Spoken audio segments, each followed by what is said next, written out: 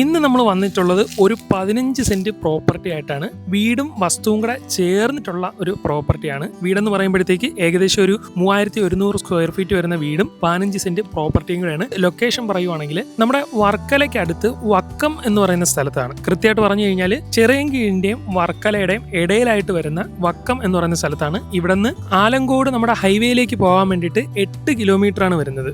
ആലങ്കോട് കല്ലമ്പലം ഒക്കെ ഏകദേശം 8 കിലോമീറ്റർ ചുറ്റളവിലായിട്ടാണ് നിൽക്കുന്നത്. കൃത്യമായിട്ട് പറഞ്ഞു കഴിഞ്ഞാൽ കല്ലമ്പലത്ത് നിന്ന് ആലങ്കോട് എത്തിയിട്ട് വലത്തേക്ക് തിരിഞ്ഞ് വരുന്ന റോഡാണ്. ആലങ്കോട് ജംഗ്ഷനിൽ നിന്ന് വലത്തേക്ക് തിരിഞ്ഞു വരുന്ന റോഡാണ്. അങ്ങനെ വരുമ്പോഴാണ് നമ്മുടെ ഈ വക്കം എന്ന് പറയുന്ന സ്ഥലത്ത് നമ്മുടെ പ്രോപ്പർട്ടി നിൽക്കുന്ന സ്ഥലത്ത് എത്തുന്നത്.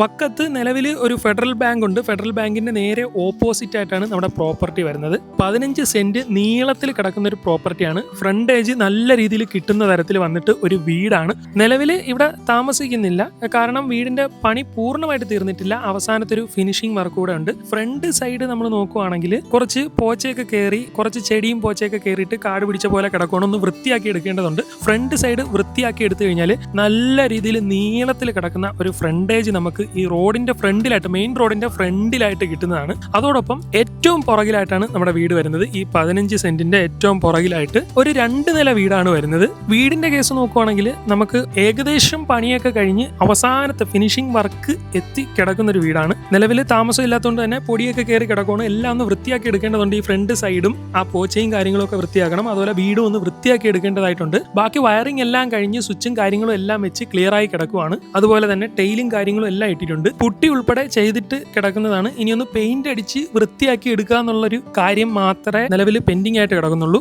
വീടിന്റെ ഫ്രണ്ടിൽ നിന്ന് ഇങ്ങോട്ട് കയറുമ്പോഴത്തേക്ക് നേരെ ഹാളിലോട്ടാണ് വരുന്നത്. വിശാലമായിട്ടുള്ള ഒരു ഹാളുണ്ട്. അതുപോലെ മുകളിലേക്ക് പോകാനുള്ള ഒരു സ്റ്റെയർ നമുക്ക് ഈ ഭാഗത്തായിട്ടാണ് വരുന്നത്. അതുപോലെ തന്നെ ഈ താഴത്തെ നിലയിൽ നമുക്ക് ഒറ്റ റൂമാണ് വരുന്നത്. ടോട്ടൽ 3 റൂമാണ് വീടിന് വരുന്നത്. അറ്റാച്ച്ഡ് ആണ് 3 റൂമും. താഴെ ഒരു റൂം, മുകളിൽ 2 റൂം എന്നുള്ള തരത്തിൽ മൊത്തത്തിൽ 3 റൂമാണ് വരുന്നത്. ഇനി നേരെ ഇങ്ങോട്ട് വന്നു കഴിഞ്ഞാൽ നമുക്കിവിടെ കിച്ചൺ കാണാൻ പറ്റും. ഈ കിച്ചന്റെ ഈ ഭാഗത്തായിട്ട് തടി കൊണ്ട് കുറച്ച് ഷെൽഫുകൾ ചെയ്തിട്ടുണ്ട്. ഈ ഭാഗത്തായിട്ടാണ് അടുക്കളയിലേക്കുള്ള എൻട്രൻസ് വരുന്നത്. ഈ ഡോറ് തുറന്നിട്ട്, ഈ ഷെൽഫിൽ നിന്നുള്ള ഡോറ് തുറന്നിട്ടാണ് നമ്മൾ അടുക്കളയിലേക്ക് കയറുന്നത്. അത്യാവശ്യം വിശാലമായിട്ടുള്ള ഒരു അടുക്കളയാണ് നമുക്കിവിടെ വരുന്നത്. അതുപോലെ ഇവിടെ ഒരു ബെഡ്റൂമും നമുക്ക് വരുന്നുണ്ട്. പുറത്തേക്ക് വേറെ പ്രത്യേകിച്ചൊന്നുമില്ല. ഇവിടെ ആയിട്ട് നമുക്ക് കിണർ വരുന്നുണ്ട്. വെള്ളമുള്ള കിണറാണ്. ഇനി മുകളിലേക്ക് പോവുകയാണെങ്കിൽ മുകളിലേക്കുള്ള സ്റ്റെയർ വുഡ് കൊണ്ടാണ് ചെയ്തിരിക്കുന്നത്. ഈ സ്റ്റെയർ മൊത്തത്തിൽ സിമെന്റ് കൊണ്ട് ചെയ്തിട്ട് അതിന്റെ മുകളിൽ വുഡ് വെച്ചിട്ടാണ് മൊത്തത്തിൽ നിർമ്മിച്ചിരിക്കുന്നത്. നമ്മൾ നേരെ മുകളിലേക്ക് വരുമ്പോഴത്തേക്ക് മുകളിലും ഒരു ചെറിയ ഹാള് വരുന്നുണ്ട്. അതോടൊപ്പം വിശാലമായിട്ടാണ് ഇവിടെ കിടക്കുന്നത്.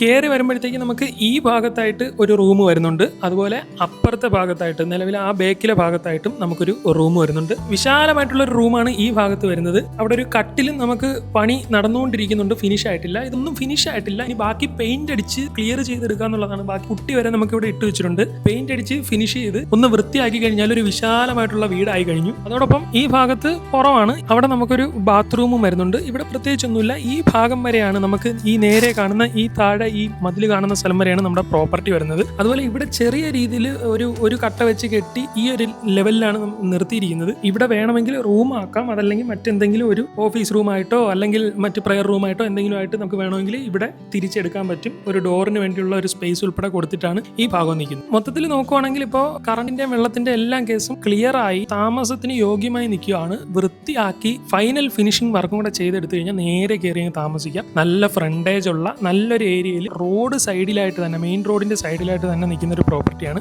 ഇത്രയും നീളമുള്ള ഫ്രണ്ടേജ് ഉൾപ്പെടെ ഈ 2 നില വീടും ചേർത്തിട്ട് കണ്ണായ സ്ഥലത്താണ് ഈ പ്രോപ്പർട്ടി നിൽക്കുന്നത്. ഇതിൽ നേരിട്ട് ഓണറുമായിട്ടായിരിക്കും നിങ്ങളുടെ ഡീലിംഗ്. നിങ്ങൾക്ക് നേരിട്ട് ഓണറിനോട് തന്നെ സംസാരിച്ച് റേറ്റും കാര്യങ്ങളും ഒക്കെ തീരുമാനിക്കാവുന്നതാണ്. നമ്മുടെ അടുത്ത് ഇപ്പോൾ വീഡിയോയിൽ റേറ്റ് പറയാൻ ഓണർ പറഞ്ഞിട്ടില്ല. ഈ പ്രോപ്പർട്ടി നോക്കുന്ന ആരെങ്കിലും ഉണ്ടെങ്കിൽ താഴെ കാണുന്ന ഈ നമ്പറിലേക്ക് കോൺടാക്ട് ചെയ്തോളൂ. നിങ്ങൾക്ക് നേരിട്ട് ഓണറുമായിട്ട് സംസാരിക്കാം. ഓണർ നേരിട്ട് കസ്റ്റമറിനോട് റേറ്റ് പറയാമെന്നാണ് പറഞ്ഞിരിക്കുന്നത്. ജെന്യൂൻ ആയിട്ടുള്ള ബയേഴ്സ് വരുവാണെങ്കിൽ നല്ല രീതിയിൽ നെഗോഷ്യബിൾ ആയ രീതിയിൽ ഈ പ്രോപ്പർട്ടി സ്വന്തമാക്കാവുന്നതാണ്. താല്പര്യമുള്ളവർ താഴെ കാണുന്ന ആ നമ്പറിലേക്ക് കോൺടാക്ട് ചെയ്തോളൂ.